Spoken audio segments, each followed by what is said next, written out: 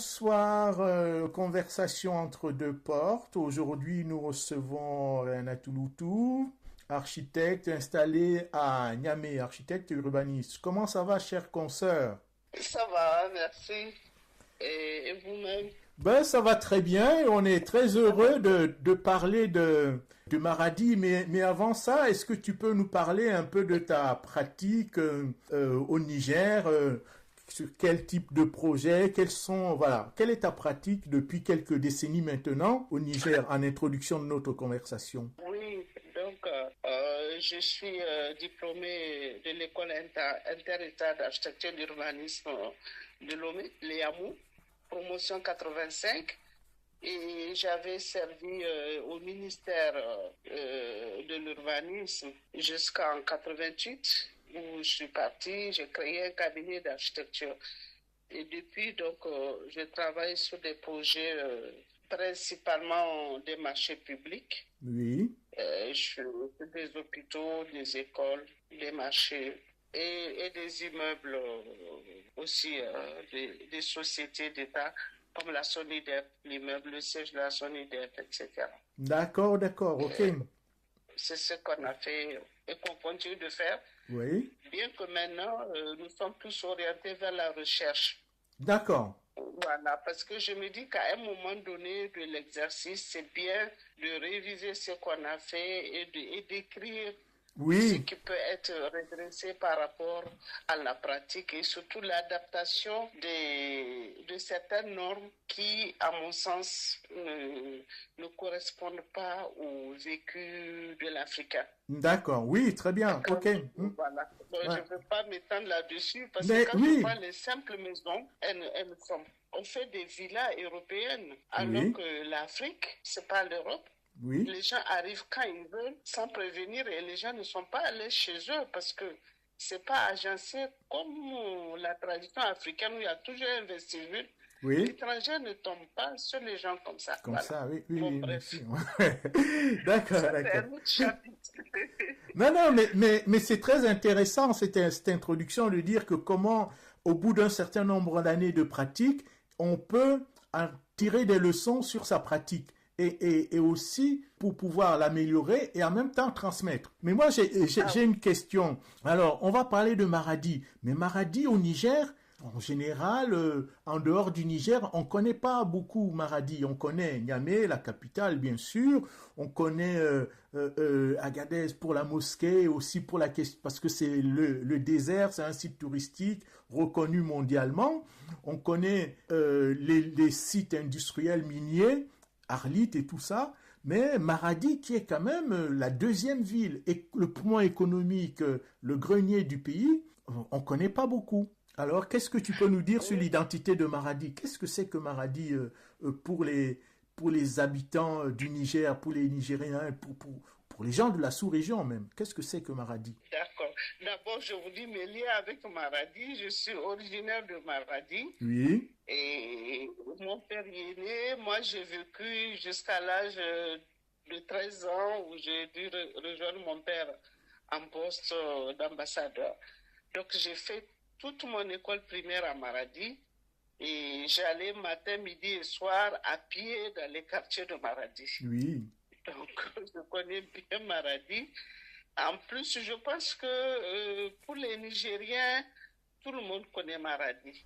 Peut-être de l'extérieur, c'est vrai, Maradi n'est pas très connu parce que souvent on s'intéresse plus au côté touristique oui, des pays. Et Maradi, bon, même sur le plan touristique, avant, elle offrait quand même, je parle de la région offrait quand même beaucoup d'atouts. Le lac de Madaroufa, où il y a 99 saints. À Inyelwa, il y avait un campement que depuis la colonisation a été fait. C'était un paysage vraiment paradisiaque, mais maintenant avec l'insécurité, parce que c'est la frontière du Nigeria, oui. bon, il n'y a pas vraiment d'activité touristique, mais Maradi, c'est l'activité économique. Ça, c'est vrai. C'est pour ça qu'elle n'est pas très connue sur le plan international. Mais sur le plan national, le long du Nigeria, tout le monde connaît Connaît Maradi parce Maradi, que oui, bien sûr, oui. c'est le port d'échange entre le Niger et le Nigeria, principalement.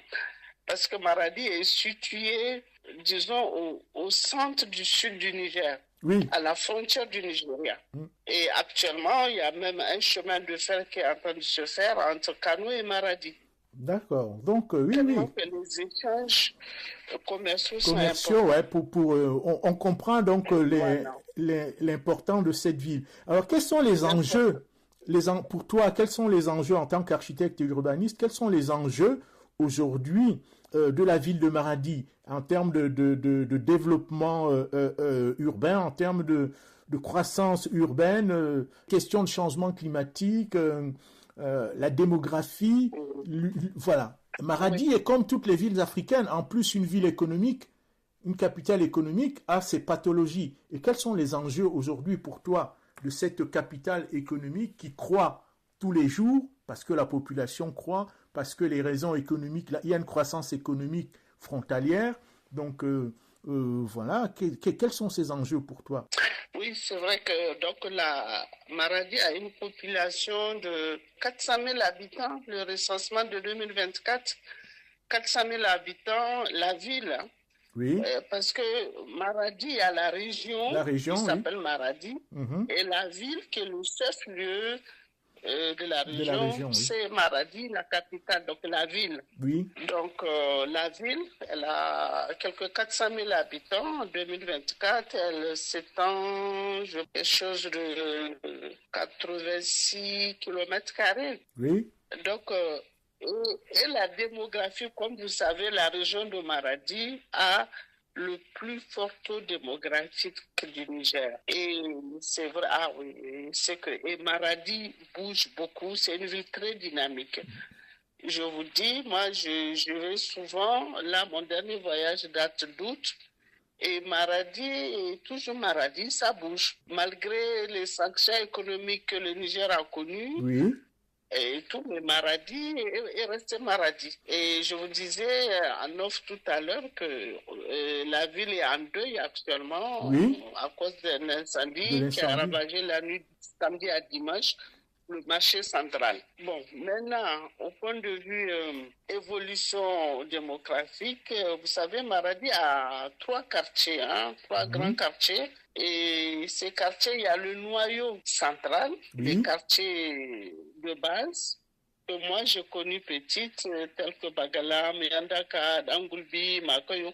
C'est vraiment les quartiers autour du palais. Et là-bas se trouve aussi la première mosquée de vendredi. Quand vous voyez Maradi, au centre, il y a un grand espace où tous les événements traditionnels se passent. Par exemple, je dirais ça au ça, le Hawankaho. mhm. Donc, c'est-à-dire, c'est vraiment une cérémonie qui se passe au palais du chef. Oui, Devant, donc, c'est cette place publique-là, c'est des taureaux. Hein, les gens montent des taureaux comme on voit oui, en Europe. Là. d'accord, ok, Voilà, des ouais.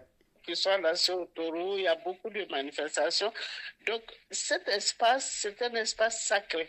Mhm. Ça fait partie, moi je l'ai toujours connu, il est entre la première mosquée et le palais du sultan. Donc c'est un grand espace où se passent toutes les manifestations traditionnelles. Oui, Et autour de cet espace, on a l'impression que Maradi s'est construite autour de ça. autour de la Parce que place, oui. vous avez, oui, autour de cet espace-là, et je me rappelle qu'en tant qu'architecte, dans les années 90, j'avais été contacté pour aménager une place publique là-bas et j'ai refusé le projet. Oui. Pour Parce quelle que raison? je me suis dit, si on fait un jardin public là-bas, les Maradawa, donc les gens de Maradi, Oui, ne pourront pas aller chanter, danser comme ils veulent là-bas. C'est une place sacrée. oui, Il va falloir lui trouver un aménagement qui corresponde à sa fonction. oui. C'est ça, c'est essentiel. Je crois que Maradi reste quand même ancré à ce quartier-là. C'est la commune 1 d'ailleurs, parce qu'il y a 3 communes, c'est la première commune. Et le quartier Bagala, Miandaka, Dagoulbi, Makoy, quand on va là-bas, nous, les gens de Maradi, les Oui, natifs de Maradi, on sait comment nous habiller d'abord. C'est d'accord. très important. Oui, Et je me rappelle que même hier, je disais à une de mes filles qui voulait prendre une de mes chaussures, j'ai dit c'est mes chaussures pour aller saluer le sultan. Mhm. Effectivement, en Hausa, on a l'habitude de dire takalmungue de sarki. Donc, même les chaussures sont spéciales quand vous allez là-bas. D'accord. Voilà. Très bien. Ça, c'est la petite histoire de De Maradi Maradi, traditionnel. de traditionnel, oui. Maintenant, autour de ça, il y a eu des quartiers modernes, oui, Bourja, Adlansofo, tout ça, c'est des quartiers plus modernes, classiques. Mhm. Mais le cœur de Maradi, il est encore là-bas. Depuis des années, il n'a pas bougé. On ne peut pas enlever cet endroit à Maradi parce qu'elle n'est plus Maradi.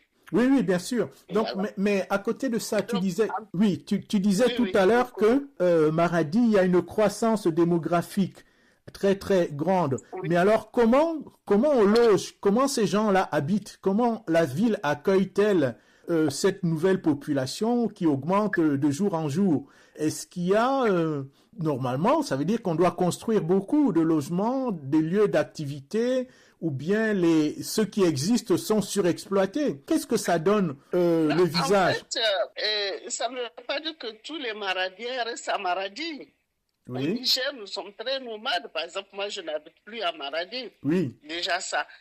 Mais malgré la décentralisation, je crois que beaucoup de services, même les cabinets privés, tout ça se reste à Niamey, dans oui, la capitale. oui, Donc l'intérieur, comme Maradi, reste sur le commerce. C'est rarement une cité résidentielle. Kano est à 300 km. Moi, je connais des parents qui résident à Kano, mais qui viennent à Maradi pour les affaires, mais qui résident à Kano. d'accord. Mais il y a quand même une poussée démographique à tel point qu'il y a 2 ans, il y a eu une inondation. Et là qu'on a découvert que des gens ont construit dans les lits du Goulbi. Le Goulbi, c'est un cours Un d'eau. cours d'eau, oui. Les gens ont construit dans son nid. Ils ont oublié que c'était le nid de Maradi. Ça a été une catastrophe. Il y a eu des maisons sur plusieurs étages qui sont trouvées ensevelies complètement. Complètement, d'accord. Ouais. Donc, même les mairies font des lotissements dans des endroits tellement qu'il y a le besoin et ils oublient certaines données géographiques. Donc, ça veut dire que cette croissance urbaine crée donc des perturbations au niveau le manque d'espace. Les gens vont habiter dans les lits des rivières et ils y habitent de manière pas en tenant compte des montées des eaux, parce qu'on peut, dans Oui, une certaine mesure, tenir compte des montées des eaux et pouvoir aménager à minima les choses. Alors, quel est pour toi, donc, comment peut-on résoudre, enfin, pas résoudre, mais comment on peut améliorer ces situations hein, aujourd'hui dans ce Maradi qui est en constante évolution? Comment on peut se saisir de cette expérience-là et de proposer une démarche autre, plus adaptée, ou bien une démarche pour corriger un peu les choses? oui, on pourrait endiguer, par exemple, les cours d'eau au lieu de les laisser sauvages, Oui, endiguer, et surtout être plus vigilant concernant le permis de construire. d'accord. Hmm. C'est très important parce que je pense qu'à Maradi, actuellement, le permis n'est pas respecté. C'est dommage, mais comme dans plusieurs villes. Hein. Oui, bien Il y a sûr. Hein. Kanyame où vraiment c'est très, très... Mais Maradi, non, parce que les gens sont plus, comme je vous dis, c'est plus orienté sur le commerce que sur autre chose.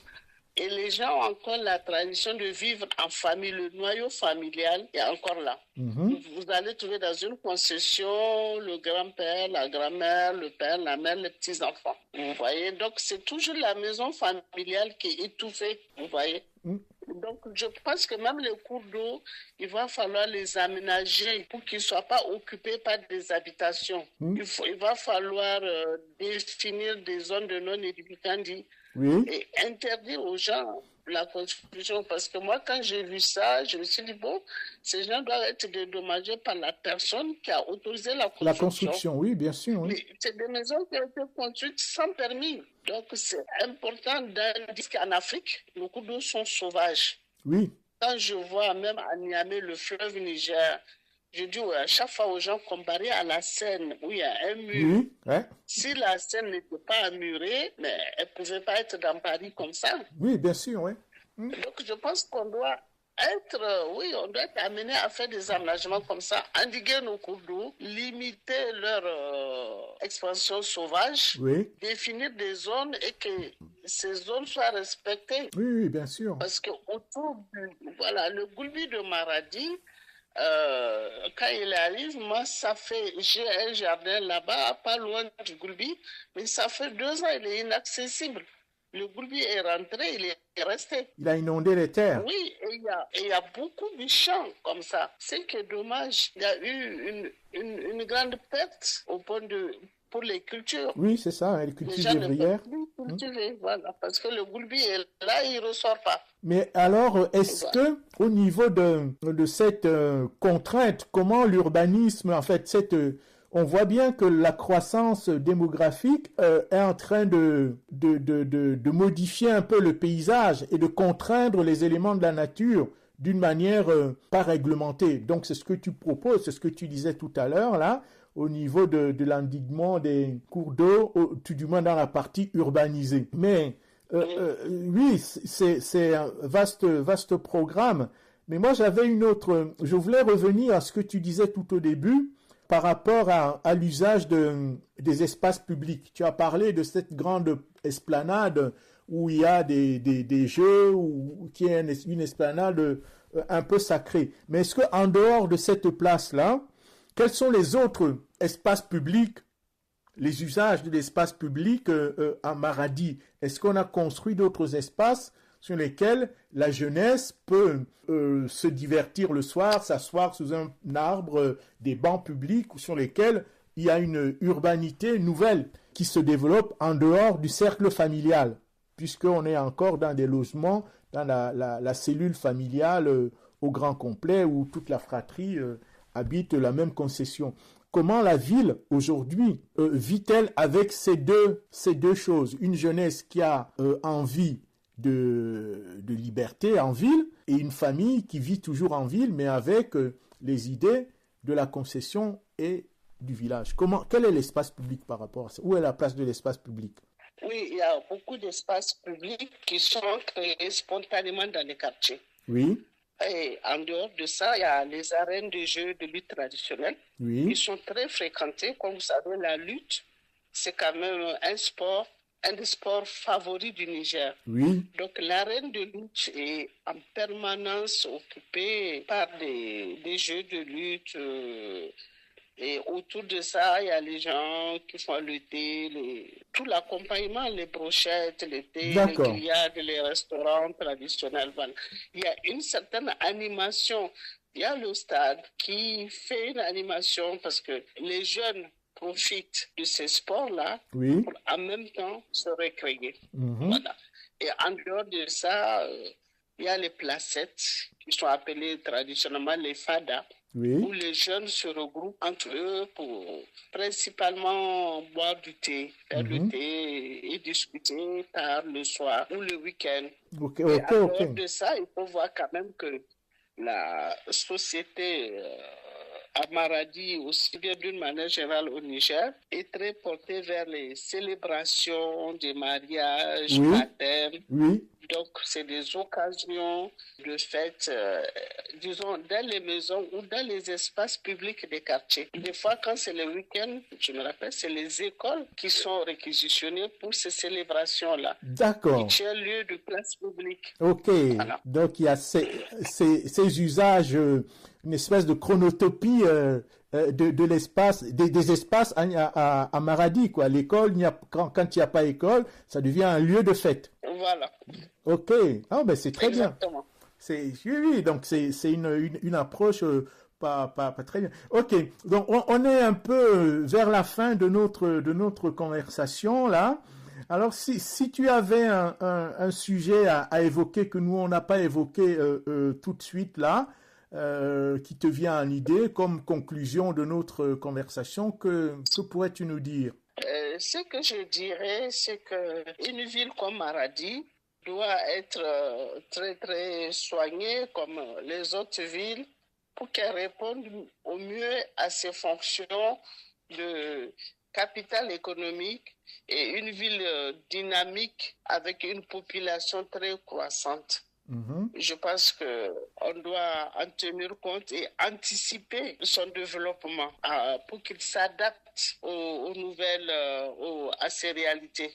Oui. Et surtout, comme vous savez, à la frontière du Nigeria, la ville de Maradi est très proche des zones rouges compte tenu des problèmes d'insécurité. Oui. Donc, c'est très important, par exemple, qu'il y ait l'électrification de la ville pour sécuriser les populations et éviter une extension anarchique des quartiers.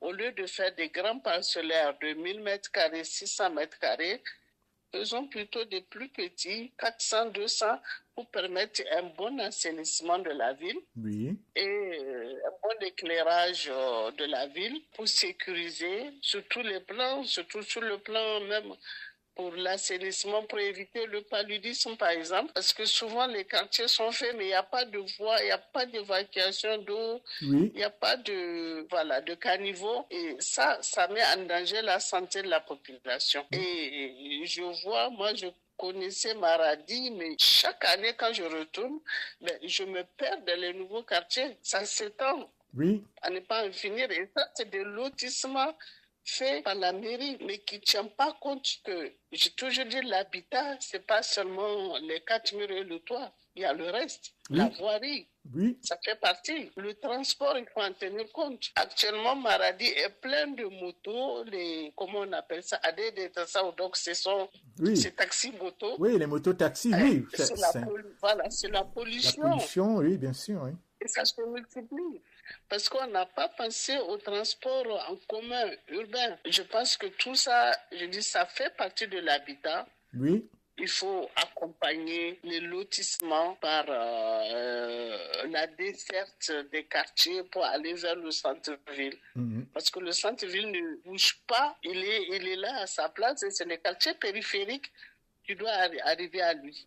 Voilà. Même pour les écoles, c'est important. C'est important, oui, bien sûr. Tout ça soit organisé, oui. Oui. Donc, c'est vraiment vaste question. Donc, on est là vraiment aux questions primordiales liées à la croissance urbaine, les questions d'assainissement, les questions de déplacement urbain, comment se déplace-t-on à Maradi, les transports en commun, et en même temps la maîtrise du développement urbain, les logements, quel type de logement on va faire, et ainsi de suite. Mais vraiment, je te remercie, mais je ne pourrais pas terminer cet entretien sans évoquer d'une manière amicale quelqu'un que nous avons en commun, qui est Laszlo Mester de Paraj, qui a construit donc au Niger.